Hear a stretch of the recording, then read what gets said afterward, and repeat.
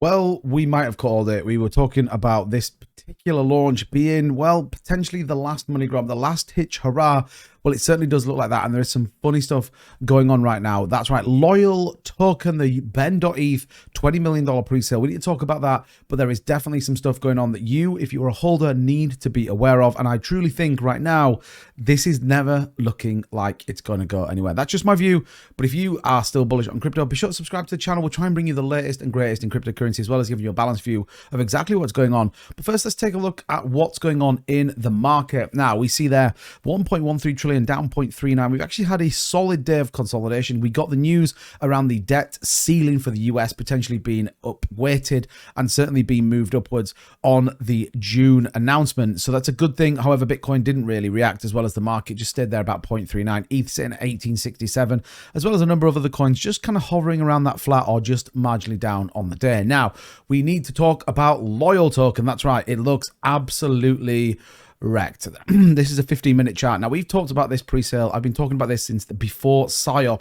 that I think it's just a massive money grab. Now, for those of you that joined my live stream, you know that I did look into kind of what it takes to create a token, what, you know, reading contracts, trying to just be a bit more knowledgeable in the space to allow me to make better investment decisions, to allow me to enhance my content that comes out to you guys.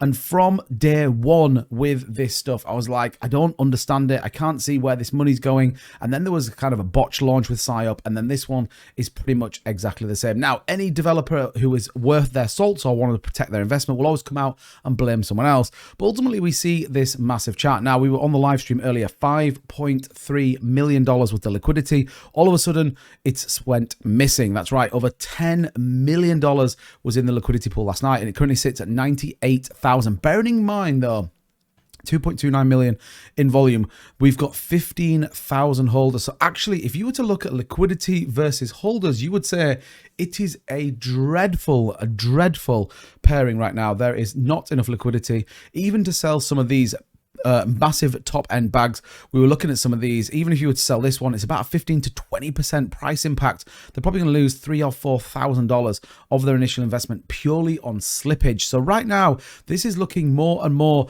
like those people that got in, those people that went in big, and we were looking at 5 ETH pre-sale buys. They are wrecked right now. Now, ben.eth has come out on it and said ultimately that this is a response to someone, which you always got to question whether, you know, this is the response to give. But it says, I'm not going to say the first bit, it wasn't my fault at all, and this chart looks nothing like PSYOP. Learn to follow along with the sequence of event. Chart was fine until we airdropped the full amount instantly. Funny part is you were one of the ones begging for the full airdrop. So ultimately, what did ben.eth say? Well, he didn't initially launch with the full airdrops out, and the chart kind of did okay as people were buying in. We saw about 2,000 wallets purchasing. Then we started to see some airdrops out, and ultimately this bit over here right now is where ben.eth is saying that the full amount was airdropped out. It's about 13,000 holders, and then everybody has sold. Now, here is the problem with pre-sales. Whenever people do pre-sales, there is almost an expectation that you are going to benefit from it. What's even worse is when the developer of that project says you're going to be in at a 2 or 3x at the point in which you're going to launch. So, of course, people are going to buy into it. People saw PSYOP and saw that pump like mad. People ultimately getting in, but they do now have very similar traits, which is ultimately they are heading for the bottom. Right now, there is not enough liquidity within Loyal to pay the holders back, which is definitely something to be mindful of. Now, people are still going to buy in, but what we are seeing is an incredible amount of sell pressure, and I do generally think this one is going to go. Now, add on to that, we then see an NFT drop, which ultimately was very much not talked about post this launch. And we see a 0.1 ETH for 10,000 NFTs.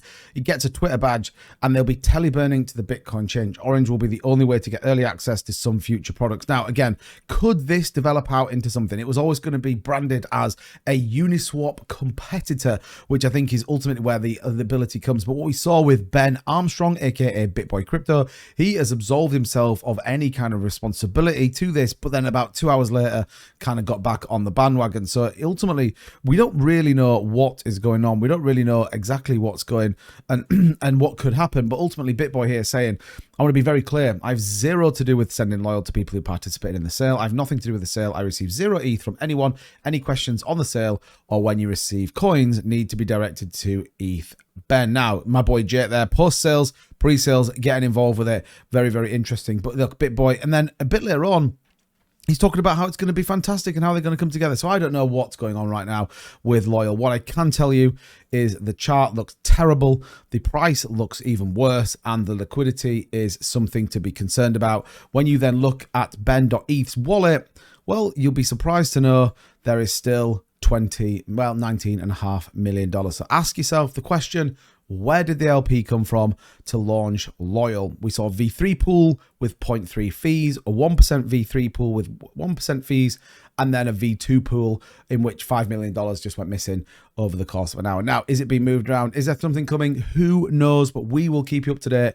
But my view right now, be very mindful, very, very mindful if you are going to be buying into Loyal. And unfortunately, if you did get in on an airdrop, let me know what you actually got. What was your purchase versus what did you get back? I'm dead interested to know, to try and keep up to date with what's going on in this story. But we'll keep you up to the latest. Make sure you subscribe to the channel, though, turn that notification bell on so you know when we upload our new content or go live. But let's see. Loyal looks like a Loyal scam right now. I'll see you in the next one, guys. Thank you so much. Bye-bye.